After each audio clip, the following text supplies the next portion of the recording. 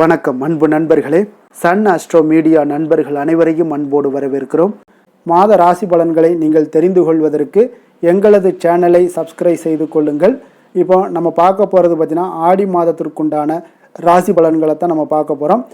அப்போ இந்த ஆடி மாதத்தில் என்ன நன்மைகள் உங்களுக்கு ஏற்பட போகுது, சாதகமான பலன்கள், பாதகமான பலன்கள், இது என்ன அப்படின்றத தெளிவாக டீட்டெயில்டாக நம்ம தொடர்ந்து நம்ம பார்க்க போகிறோம்.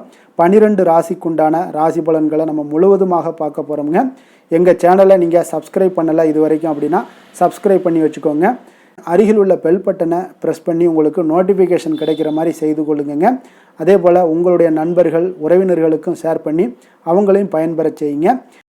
தனுசு ராசி, தனுசு லக்கண அன்பர்களுக்கு இந்த ஆடி மாதம் எந்த மாதிரியான பலன்கள் எல்லாம் ஏற்பட போகுது அப்படின்னு பார்க்குறதுக்கு முன்னாடி கிரகங்களுடைய அமைப்புகளை பார்த்துருவோங்க. 2026ஆம் ஆண்டினுடைய ஆடி மாதத்தில் ஜூலை 17 முதல் ஆகஸ்ட் 17 வரைக்குண்டான இந்த நாட்களில் தனுசு ராசிக்காரர்களுக்கு கிரகங்களுடைய அமைப்பால் நீண்ட நாள் குழப்பங்கள் எல்லாம் உங்களுக்கு தீரப்போகுதுங்க. வாழ்க்கையில் புதிய உத்வேகமும் அதிர்ஷ்டமும் தேடி வரக்கூடிய ஒரு சிறப்பான மாதமாக உங்களுக்கு அமைய போகுதுங்க. அப்போ குரு பகவானை அதிபதியாக கொண்ட உங்களுக்கு இந்த மாதம் கிரகங்களுடைய நிலைகள் தரக்கூடிய விரிவான பலன்களை தான் நம்ம பார்க்க போகிறோமுங்க. அப்போ இந்த ஆடி மாதத்தில் பார்த்திங்கன்னா உங்களுக்கு தனுசு ராசி அன்பர்களுக்கு சூரியன் ஜூலை 17 அன்று உங்களுடைய ராசிக்கு 8ஆம் வீடான அஷ்டமஸ்தானத்திற்கு கடகத்தில் இருக்க போகிறாருங்க. அப்போ இந்த ஒரு மாத காலமும் கடகத்தில் சஞ்சரிக்கிறாருங்க. குரு பகவான் பார்த்தீங்கன்னா உங்களுடைய ராசிநாதனான குரு பகவான் 8ஆம் வீட்டில் உச்சம் பெற்று சஞ்சாரம் செய்கிறாருங்க.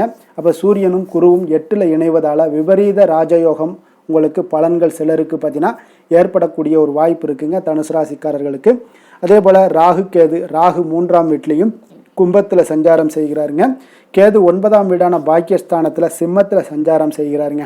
அப்போ 3ல் ராகு இருப்பது அசுர தைரியத்தையும் உங்களுக்கு வெற்றியையும் ஏற்படுத்தி கொடுக்குமுங்க.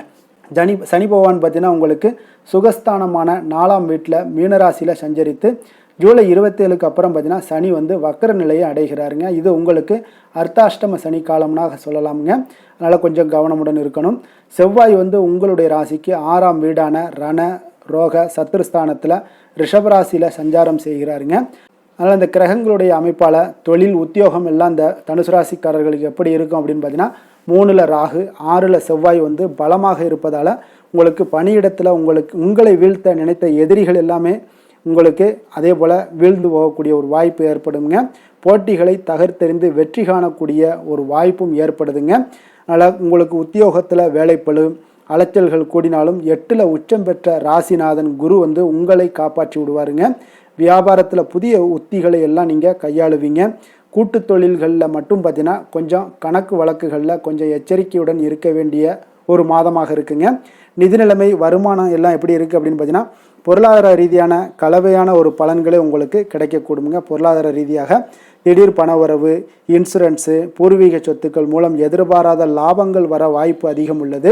ஆனாலும் பார்த்தீங்கன்னா 4ல் சனி வக்கரம் அடைந்தாலும் செவ்வாய் 6ல் இருப்பதாலும் வண்டி வாகன பழுதுபார்ப்பு செலவுகள் அல்லது வீடு பராமரிப்பு செலவுகள் என வீண் விரயங்கள் ஏற்பட வாய்ப்பு அதிகம் உள்ளது. புதிய முதலீடுகளில் கூடுதல் கவனம் தேவைப்படுகிறதுங்க. இந்த மாதத்தில் குடும்ப உறவுகள்லாம் பார்த்தீங்கன்னா 8ல் சூரியன் மறைவதால் பார்த்தீங்கன்னா குடும்பத்தில் தேவையற்ற வாக்குவாதங்கள், வீண் விவாதங்கள் எல்லாமே வரலாமுங்க. கணவன் மனைவிக்கிடையே பார்த்தீங்கன்னா விட்டு கொடுத்து செல்வது மிக மிக நல்லதுங்க. 9ல் கேது இருப்பதால் தந்தையினுடைய உடல்நலத்தில் அக்கறை காட்டுங்க இந்த மாதம். அதே போல் இளைய சகோதரர் சகோதரிகள் உங்களுக்கு பக்க பலமாக இருக்கக்கூடிய ஒரு மாதமாக இருக்குங்க. குடும்ப உறவுகள் பலப்படும். குடும்பத்தில் மகிழ்ச்சிகள் பார்த்தீங்கன்னா உங்களுக்கு கொஞ்சம் சற்று குறைந்து காணப்படக்கூடிய ஒரு வாய்ப்பாக இருக்குங்க. தேவையில்லாத வாக்குவாதங்களை தவிர்த்து விடுவது நல்லது.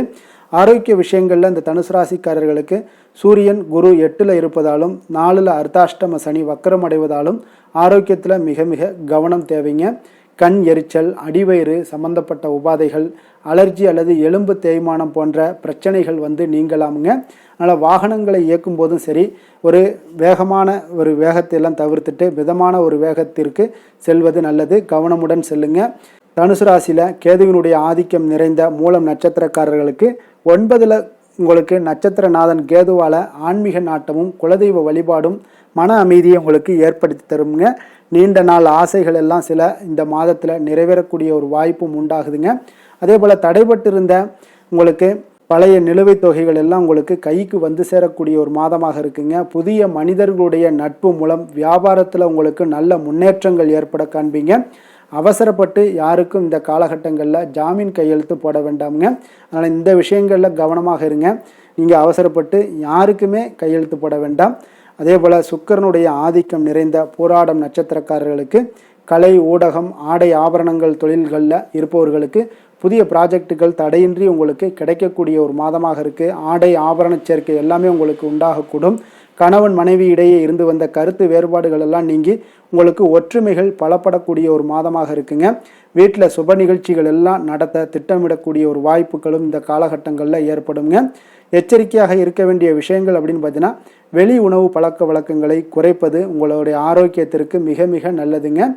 அதே போல் சூரியனுடைய ஆதிக்கம் நிறைந்த உத்திராட நட்சத்திரம் 1ஆம் பாதத்தை உள்ளடக்கிய நட்சத்திரக்காரர்களுக்கு உங்களுடைய நட்சத்திர நாதன் சூரியன் 8ல் மறைவதால் அரசு வழியிலான காரியங்களில் சற்று இழுபறி நிலைகள் எல்லாம் உங்களுக்கு நீடிக்கக்கூடுங்க. ஆனாலும் உங்களுடைய நிர்வாகத்திறன் அதிகரித்து காணப்படும். வெளிநாடு, வெளியூர் தொடர்பான வேலை வாய்ப்புகள் எல்லாமே உங்களுக்கு தேடி வரக்கூடிய ஒரு காலமாக இருக்குங்க. மேல் அதிகாரிகளிடம் பேசும்போது நிதானத்தை கடைபிடிக்க வேண்டிய ஒரு மாதமாகவும் இருக்குங்க. கொஞ்சம் கவனமுடனும் எச்சரிக்கையுடனும் இருப்பது மிக நல்லது. நீங்கள் எச்சரிக்கையாக இருக்க வேண்டிய விஷயங்கள் அப்படின்னு பார்த்தீங்கன்னா, இந்த நட்சத்திரக்காரர்கள் பூர்வீக சொத்து விவகாரங்களில் அவசர முடிவுகளை தவிர்ப்பது மிக நல்லதுங்க. அப்போ நீங்கள் ஆடி மாதத்தில் ஏதாவது எளிய பரிகாரங்கள், அர்த்தாஷ்டம சனியினுடைய தாக்கம், தடைகள் எல்லாம் நீங்கணும் அப்படின்னு நினச்சிங்கன்னா, சனிக்கிழமைகளில் நவக்கிரக சன்னதிக்கு செல்லுங்கள். சனி பகவானுக்கு எல் தீபம் ஏற்றி வழிபடுங்க. அநாத இல்லங்களுக்கு உங்களால் இயன்ற அன்னதானங்களை செய்வது மிக நல்லது. மன அமைதி, ஆரோக்கியத்திற்கு வியாழக்கிழமைகளில் தட்சிணாமூர்த்திக்கு மஞ்சள் மலர் சாற்றி வழிபடுவது உங்களுடைய தடைகள் அனைத்தையுமே நீக்கக்கூடியதாக இருக்குங்க. தனுசு ராசிக்கு நன்மை செய்யும் ஹோரை பலன்கள் அப்படின்னு பார்த்தோம்னா, சூரியன், செவ்வாய், குரு, சுக்கிர ஹோரைகள் உங்களுக்கு அதிக அனுகூலத்தை கொடுக்குங்க. குரு ஹோரையில் நீங்கள் சுப நிகழ்ச்சிகள் பண்ணலாம். சொத்து சார்ந்த இடங்கள், அரசாங்கம் சார்ந்த விஷயங்கள் செய்தீங்கன்னா மிக சிறப்பாக இருக்குங்க. அதே போல் பணம் சார்ந்த விஷயங்களுக்கு நீங்கள் சுக்கிர ஹோரையும் பயன்படுத்துங்க. கல்வி சார்ந்த விஷயங்களுக்கு நீங்கள் புதன் ஹோரையும் உங்களுக்கு அதிக நன்மைகளை தருங்க. தொழில் சார்ந்த எந்த ஒரு முடிவுகளுக்கும் பார்த்தீங்கன்னா செவ்வாய் மற்றும் குரு ஹோரைகள் உங்களுக்கு அதிக உத்தமமான பலன்களை ஏற்படுத்தி கொடுக்குங்க.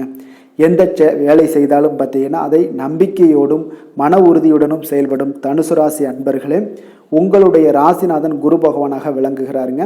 அப்போ ஒவ்வொரு சனிக்கிழமையுமே நீங்கள் ஆஞ்சநேயரை வழிபடுவது உங்களுக்கு அதிக நன்மைகளை கொடுக்கும். மேலும் நீங்கள் சிவபெருமானை எல்லாம் வணங்கி வந்தீங்கன்னா நினைத்த காரியங்கள் பார்த்தீங்கன்னா தடையில்லாமல் நிறைவேறக்கூடுங்க. மேலும் தினசரி குலதெய்வ வழிபாடெல்லாம் செய்துவாங்க. அனைத்து விதமான கஷ்டங்கள் தீரும். மன மகிழ்ச்சி அடைவீங்க. குடும்பத்தில் சந்தோஷம் நிறைந்து காணப்படுங்க. குலதெய்வ வழிபாடு மென்மேலும் உங்களுக்கு வளர்ச்சியை அதிகரித்து தரக்கூடியவராக விளங்குவாருங்க.